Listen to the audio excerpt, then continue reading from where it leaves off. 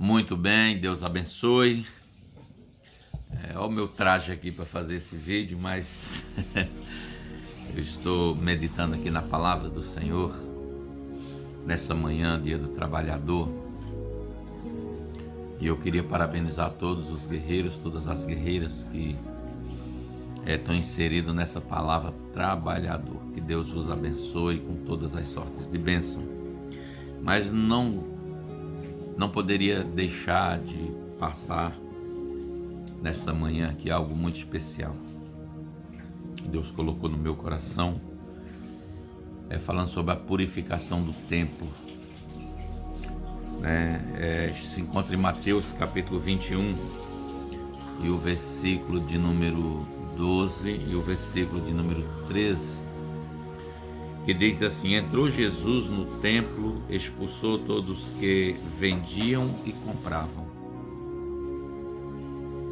e derrubou a mesa dos cambistas e as cadeiras dos que vendiam pombas, e disse-lhes: está escrito, a minha casa será chamada casa de oração, mas vós tendes convertido em covil de ladrões. É muito forte, porque Jesus está fazendo uma referência a Isaías 56:7. A minha casa será chamada casa de oração. A minha pergunta é: o que nós temos feito com a noiva de Cristo? Quando nós olhamos Cantares de Salomão, capítulo 6, o versículo de número 3, ele diz: eu sou do meu amado e o meu amado é meu. Está falando de Cristo como noivo e a igreja como noiva. E hoje nós parece que estamos perdendo a essência, esses princípios, esses valores. E Jesus, ele cita aqui lá em Isaías, algo que não é novo. A minha casa será chamada casa de oração. E hoje há eventos extraordinários, dentro da igreja. E um evento para um público. E nós deixamos de fazer a casa de Deus uma casa de oração, um lugar onde nós buscamos a presença de Deus. Segundo a Crônica 7, o versículo de número 14, todos nós conhecemos essa passagem. E nós voltamos aos primórdios, voltamos lá atrás, e ele diz: se o meu povo que se chama pelo meu nome se humilhar, e orar e se converter dos seus maus caminhos, então eu ouvirei dos céus, perdoarei o seu pecado e sararei a sua terra. Porque escolhi este lugar e santifiquei, escute, e santifiquei para que o meu nome esteja nela perpetuamente. E a partir de hoje estarão atentos os meus olhos a este lugar e os meus ouvidos à oração que se fizer neste lugar. A oração que se fizer neste lugar. Eu quero ir um pouco mais longe, eu quero ir um pouco mais fundo ainda, porque isso é muito real, irmãos. Hoje não se tem mais a presença de Deus, hoje não se tem mais a essência do Espírito Santo. Olhe, não se vê mais batismo com o Espírito Santo, não se vê mais mudança e transformação no coração das pessoas. Por quê? Porque o Espírito Santo é só ele que convence o homem do pecado, da justiça e do juízo. Então, se não há convencimento do pecado, se não há convencimento ainda, e as pessoas ainda estão fazendo a mesma coisa que faziam, mesmo sem conhecer ao Senhor Jesus, as pessoas ainda estão no pecado, as pessoas ainda estão no engano, as pessoas ainda estão na mentira, as pessoas ainda estão nas prostituições, as pessoas ainda estão na bebedice. É porque não houve ainda uma mudança. O Espírito Santo, ele precisa convencê-los. Mas se o Espírito Santo de Deus, ele não está ali, irmãos, não há um convencimento. As pessoas permanecem da mesma forma, permanecem da mesma maneira.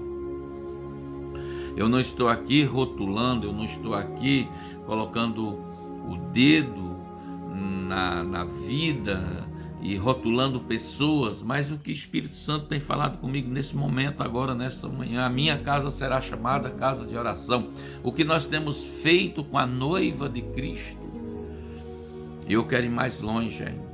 Eu quero ler aqui 1 de Coríntios, capítulo de número 3, e o versículo de número 11, né?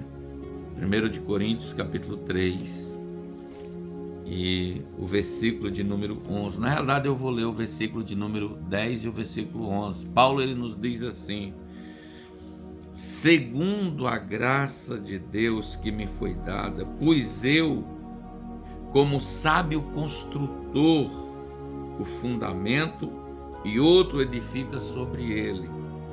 Mas veja cada um como edifica sobre ele. Cada um veja como edifica sobre este fundamento, o fundamento dos apóstolos, dos profetas. Aí ele diz: pois ninguém pode pôr outro fundamento além do que está posto, o qual é Jesus Cristo. Este fundamento, a base, é Jesus. Eu quero ler mais outro versículo da parte de Deus, que se encontra em Mateus, né? Mateus, no capítulo de número 16 e o versículo de número 14.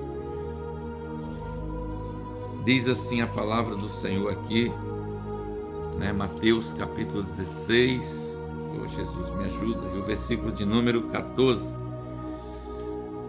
Diz assim, aliás, vamos ler o versículo de número 13. Chegando Jesus à região da Cesareia de Filipe, perguntou aos seus discípulos: quem dizem os homens ser o filho do homem? Responderam-lhe: uns dizem João Batista, outros Elias e outros Jeremias, ou um dos profetas. Perguntou-lhes ele: e vós? Ele estava se dirigindo agora aos discípulos: e vós quem dizeis que eu sou? Simão Pedro respondeu: tu és o Cristo, o Filho do Deus vivo. Versículo 17, Jesus respondeu: bem-aventurado é Simão, filho de Jonas, pois não foi carne e sangue que te revelou, mas o meu Pai que está nos céus. Jesus estava dizendo para Pedro que não foi carne, não foi sangue, mas foi o Pai dele que estava nos céus. Aí Jesus diz: eu também te digo que tu és Pedro, e sobre esta pedra edificarei a minha igreja, e as portas do inferno não vão prevalecer contra ela. Jesus não estava fundamentando a igreja dele sobre Pedro. A palavra Pedro aqui quer dizer Petros, fragmento da pedra. É tanto que Pedro, lá na carta dele, na epístola, ele fala sobre isso. Então, o que Jesus estava dizendo assim: sobre esta revelação que você teve do Pai, eu vou edificar a minha igreja. Jesus estava edificando a igreja sobre ele mesmo. E aqui Paulo, para corroborar com isso, ele diz que ninguém pode colocar outro fundamento, a qual é o Senhor Jesus. Esse fundamento da igreja é o Senhor Jesus Cristo. Aí nós olhamos a palavra do Senhor, e por que hoje parece que mudou tudo? A essência da igreja, os princípios da igreja, a casa de Deus que será chamada casa de oração. Por que ela tem mudado? E agora o nome agora é eventos, e faz eventos. E a gente muitas vezes nós olhamos dizendo: Senhor, onde está a tua glória? Onde está a tua presença? Ou seja, é como a arca da aliança, roubar a arca da aliança, levar a presença de Deus. E acabou. Se foi-se a glória de Deus. Depois Davi então retorna com a arca para Jerusalém.